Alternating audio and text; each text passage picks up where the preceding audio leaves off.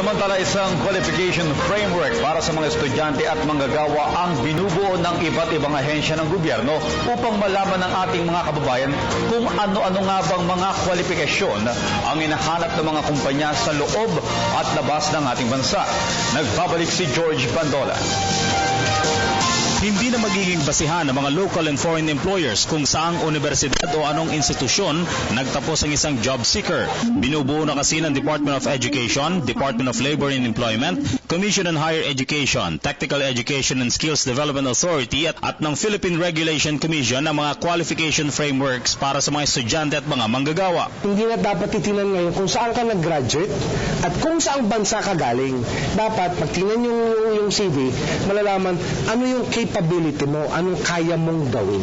Sa ilalim ng Philippine Qualification Framework, itutugma na rin ito sa qualification framework na karaniwang hinahanap ng mga kumpanya sa abroad. Sa bansang Australia, halos 20 taong binuo di umano ang kanilang qualification framework, subalit sa Pilipinas, inaasang mapapadali ito dahil sinimulan ng ipatupad ang K-12 program, kung saan ang mga asignatura at skills development sa eskwelahan ay akma na sa binubuong qualification frameworks.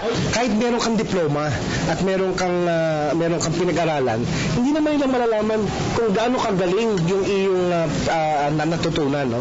Para naman sa Department of Labor and Employment, ito rin ang nakikita nilang paraan para maibsan na ang kahirapan.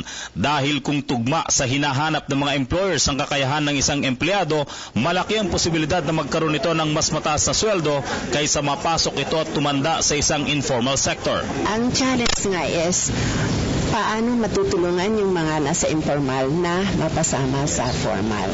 So, ang isang paraan dyan ay yung skills training. Kasi kahit sila self-employed, kung train naman sila to do their business as a self-employed workers, as a matter of fact, nakakapag-employ pa sila ng workers. Para sa Telebisyon ng Bayan, George Bandola.